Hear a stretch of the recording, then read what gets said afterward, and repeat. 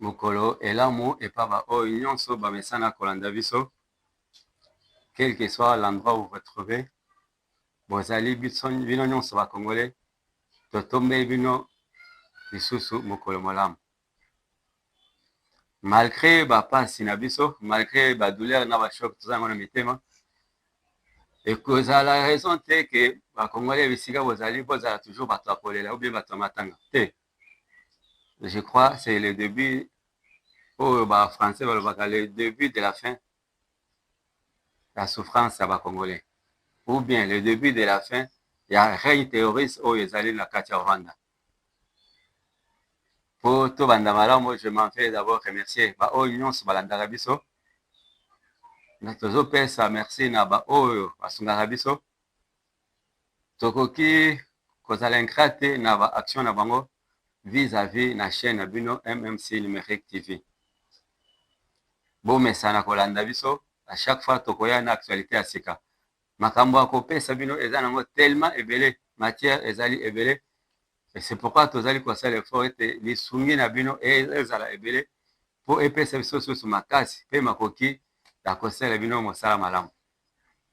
Wana namoni ndeko na ngai Levi kuna na Grand Marché esika na yebisa bino la fois passé ke te soki bomoni biso na makasi boye, c'est parce que eza na bakafe na bate ebutaka kuna epa na bango ya kitoko oyo moto akoki komela mpe atikali ya bonne santé. Te wana ezali tellement kitoko ke bomoni ngai na esengo, malgré bapasi mais nazala quand même na esengo puisque kafe epesi nga ma force. Levi napesi yo mbote na watali mpe na mosika naomona l'homme fort du moment, ye tokoki kobosana ye te, ndeko na biso Mardoché na niveau ya Australie. En tout cas, merci beaucoup mpona makanisi na yo malamu. Chaque fois komaka, chaque fois ozali kotuna, c'est ça être un bon patriote malgré la distance, mais l'homme fort du moment abosanaka mabele na ye te. C'est de même mpona papa na biso, papa Ali Kibonge na niveau ya Virginie kuna na États-Unis, sans oublier madame Judith Maole. En tout cas, merci na bino po bozali kolanda biso, bozali pe kosunga biso na bosani te ndeko na ngai pacho na ngaki na bosana. En tout cas, olimbisa ngai mikolo ebele, malgré ba message na yo tindaki, je n'ai pas eu le temps ya ko répondre. Occasion epesami na meka mpe kokirasir makambo tunaki. Merci na yo pacho Kambe, Patrick nabengaka ye peka. Merci beaucoup ndeko na ngai na mosala kitoko oyo ozali kosalela biso. Nayebi te soki eza na bato mosusu na bosani bato baza mpe ebele, namoni bamessage ekotaki ebele. Je vois le pasteur Blanchard moyen kopesa badetail na ye ezali te. Prochainement bomoni na émission. C'est un homme qui nous suit à partir de Kinshasa, alandaka biso mpe tolandi baconseil na bino oyo nyonso bokomaki tozwaki yango tozali kotraite lelo. Alors tomeka mpe kokota na mwa makambo moke oyo tokobeta lelo, ezali lisolo ya sortie lisusu médiatique ya oyo azalaka mokambi ya Congo jikaka bato ebele boyebi ye, bato nakopesa lisusu komona ye te. La fois passée tolobaki Tshisekedi akoma olobisa na bababa miracle ya nini esalami ke bababa banda koloba. Tomoni lisusu baba abimi lisusu na TV asali lisusu interview na bandeko na biso place bayambaki na Namibie, ya kotikala kaka otambola na bibembe banda otenganaka bon ti mokolo makambo na ye mpe kosila. Nayebi te ce pays peut un jour akoluka ye. Mais qu'est-ce que nous avons constaté na makambo ndeko azoloba? Tour ya liboso interview asalaki ayebisaki bino ke azali mutu oyo mouvement oyo esalami na niveau ya Est, M23, AFC, Rwandais, tous ces gens-là oyo bazobundisa Congo, ezali aspiration légitime ya peuple congolais. Tokanisaki il va maintenir bamaloba na ye ou bien il va garder son cap, mais abimi lisusu ate lisusu koloba abi non azosenga na baarmée étrangère nyonso eza na Congo babima.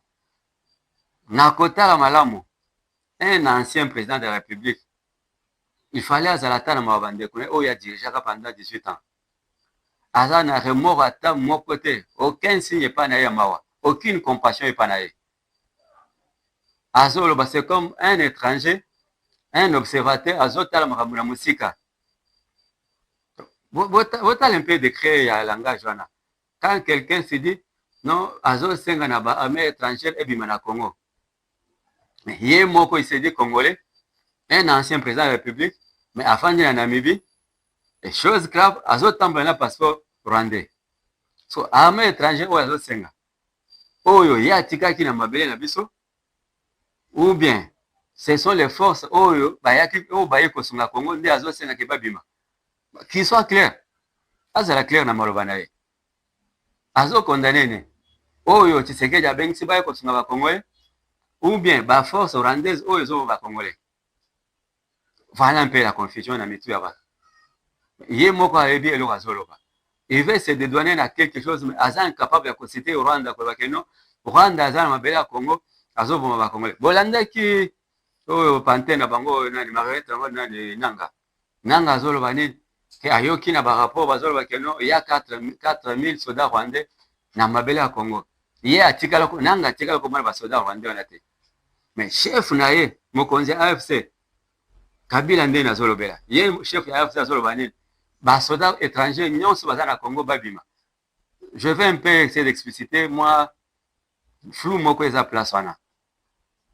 Vous avez suivi la fois passée na AFC Kibino keno il y a des rapporteurs oh ya AFC basi dekiza mususu baza ba pasteur mususu baza ba sango mususu ba catégorie nyonso eza na ba journaliste mususu baza ba non toloba nini na ba domaine nyonso ils ont des gens là-bas. Tango bakendaki na Rwanda baye kozonga baye na dossier oh non bazo maltraité ba Swahiliphone na niveau ya Kinshasa. Mais tozala un peu sérieux. Ba Swahiliphone oh wapi? Ou bien il fallait le bakeno bazo maltraité ba Rwandais. C'est eloko fallait le bayangwana, il fallait pas le bayangwana. Bayena eloko moko kozi de toutes pièces. Oh non, parce que tout ça c'est quoi? Ce sont des cartouches au bango bazoki na Rwanda. Bon limbi sangai na ko pe ko marteler sur cette histoire parce que na botika ngote. Ezali point moko très sensible oh bakoki utiliser pour ekabala ba Congolais. Nazo pesa merci na ndeko nanga wasala qui sortie médiatique la fois passée Zobrata. Malgré moi ba opinion musu saza na ngome. Il revient à la raison par rapport à la réalité ya mboka na biso. Namoni alakisa bino vidéo ya oyo ndoki oyo ya mwana mwasi na Alphonsine nani chama. Oyo azali kuimiter voix ya Maman Marthe et puis bazali ko travailler voix na po baloba keno Maman Marthe mutazoloba. C'est cette fille qui est c'est naloba qui la fois passée qu'il y a beaucoup de choses oyo Rwandais bazo sala mabele avec la complicité des Congolais. Batu oyo président Félix a accordé grâce présidentielle. Bomoni ba mususu babimi awa. Mais mission na bango ezani. Je vais citer d'autres personnes. Boka Mwate. Mutloko la Mike Mukebai. Mission na yeba pesa ezani. Chaque fois il faut faire une sortie médiatique, afinga batu, a critiquer batu. Comme ça ceux qui va kange, il faut basa la bongo pour pas justifier bango bango bazo se pas batwana. Ozi oh mususu oh muto oh ba kwiti bele wana. Oh nani il s'appelle encore comment? Daniel Soupe, ceux qui Daniel Saf, ceux qui n'avaient pas pour moi. Chaque fois, donc, les lots, ils vous prouvent maintenant que non, ils étaient tous dans la même boîte. Na Kabila. Moukébaï qui sort de la prison. Au lundi, moi, 2 jours, 3 jours à Saliban, Babio Bazoloba. Pour sentir que non, dans sa tête, il est animé d'un esprit, oh, c'est-à-dire, tant qu'on va retirer sous ma boue, t'as le régime à tirer et l'eau à Sali à Karisouba. Mais ah, oh, ya Zoloba. Nazo va communiquer mon côté.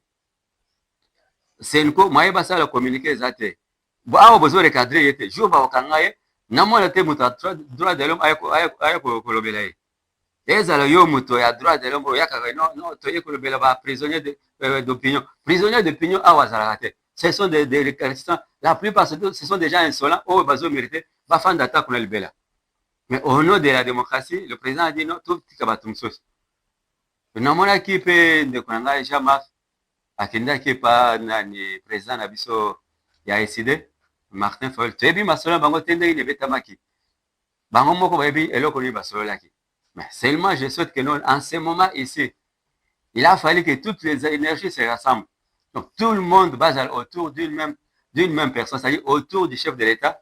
Ata olingaka na Tshisekedi te mais lingata Congo, ata osepelaka na elongina yete lingata Congo, parce que na mito biso nyonso tozo mona susi Tshisekedi tozo mona nde mabele na biso o bazo linga baboto ya biso. na mekempe kokota muke na dossier ya Union européenne. Vous avez appris que non l'Union européenne na mona ki chef na bango nani mokonza yambaki bango awa ayambaki na délégation ya kinamo. Mais ces gens bazo mona biso lokola bazoba. Ils ont provoqué la guerre à l'est. Bolandana nos députés belges. Il faudrait m'expliquer quelque chose. Donc le Rwanda envahit le Congo et nous, en tant qu'Union européenne, nous envoyons encore des armes au Rwanda. Le Rwanda vole les ressources congolaises et nous, on va faire un accord avec le Rwanda pour acheter ces matières premières des Congolais qui ont été volées. Parce que c'est ce qui se passe. Hein, la Commission européenne a été faire cet accord avec le Rwanda et qu'est-ce qui s'est fait 2 mois après? Le M23, ce mouvement rebelle soutenu par le Rwanda, a été conquérir la plus importante mine de coltan au Congo pour, en contrebande, voler ses ressources et les mettre sur les marchés internationaux. Donc en fait, la Commission européenne a, de quelque sorte, offert son feu vert aux Rwandais pour envahir le Congo. L'Europe se trouve, en d'autres mots, du côté de l'agresseur. Et tout ça pour les profits des multinationales sur les corps des Congolais. Alors pillage, destruction, des millions de morts entre-temps, il faut que ça cesse. Parce qu'on l'a vu avec l'or au Mali, on l'a vu au Niger avec l'uranium, on l'a vu en Libye avec le gaz et le pétrole. C'est toujours la même chanson de pillage. Et après vous vous étonnez que les peuples du Sud se révoltent. Hein, les Africains en ont marre. On le voit au Mali, au Niger, au Burkina, au Tchad, en Côte d'Ivoire, en République centrafricaine, au Sénégal. À chaque fois, les Européens qui ont été mis à la porte. Alors le moment est aujourd'hui de dire basta, le temps du colonialisme est révolu. Suspendez cet accord de pillage des ressources naturelles congolaises et imposez un embargo militaire au Rwanda. On n'a pas besoin de l'arme de crocodile, on a besoin d'action. Merci beaucoup Nandekonanga Edi Maole. Na sima kuna caméra na moni pe lisusu ose nimi.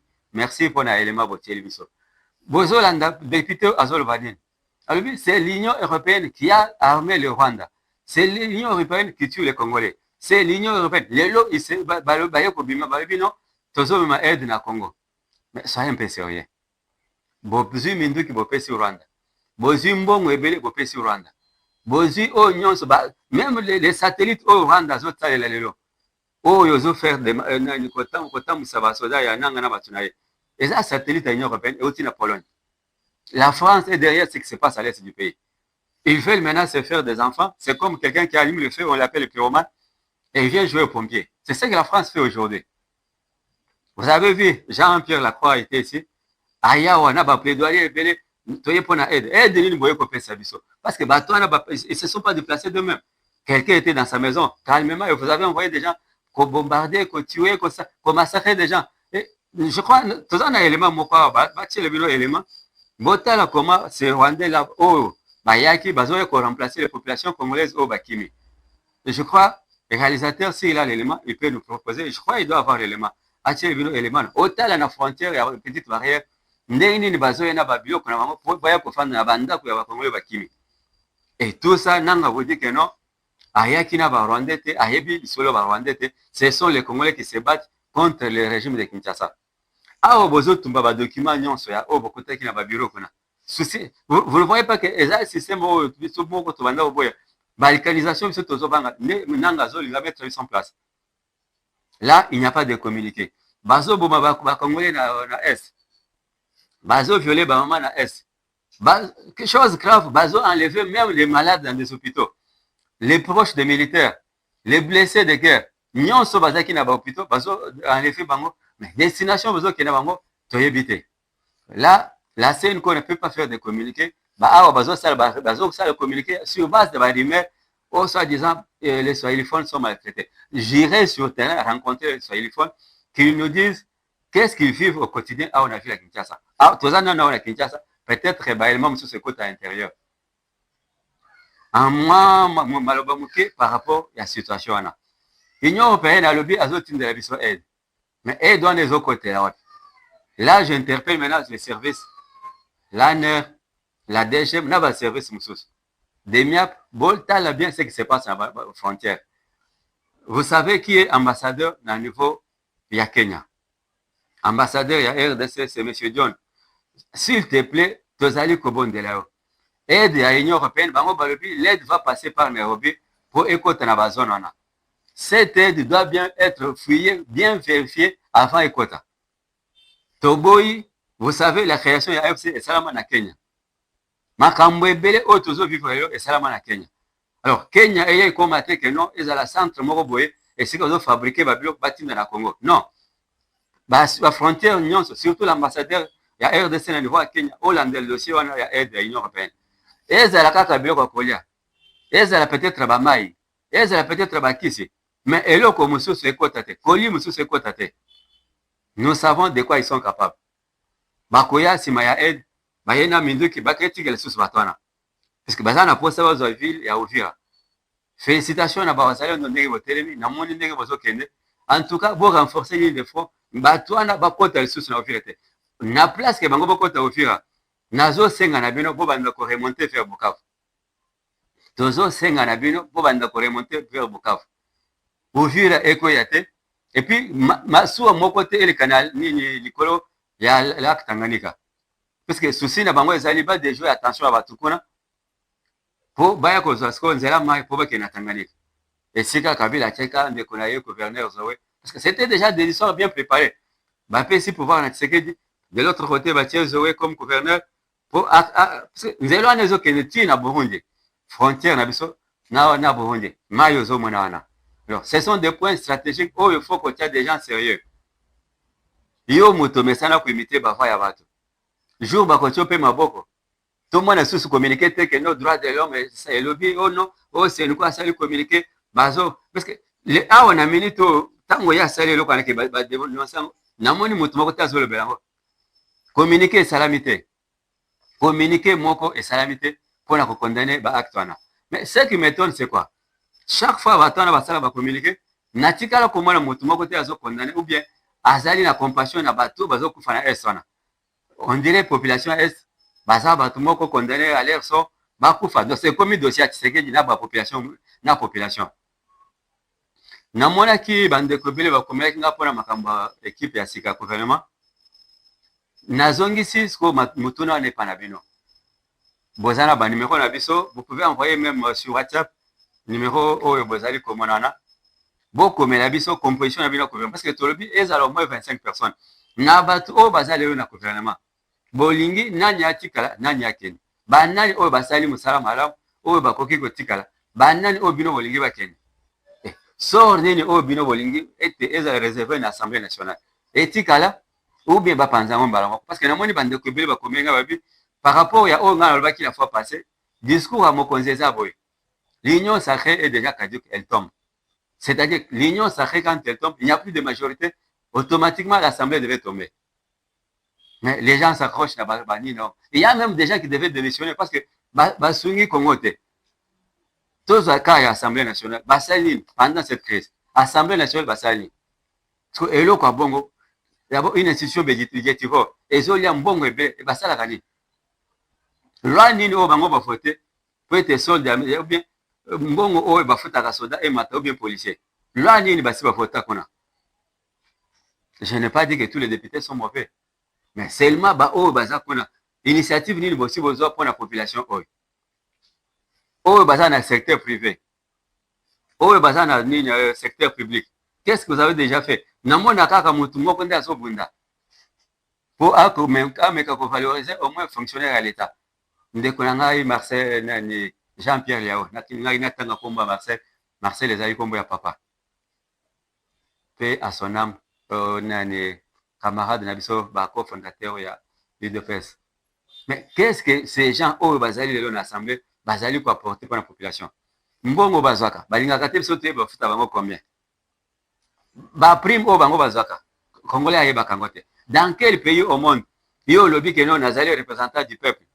Mais peuple oyo atinde okone ayebaka te bafutaka yo combien?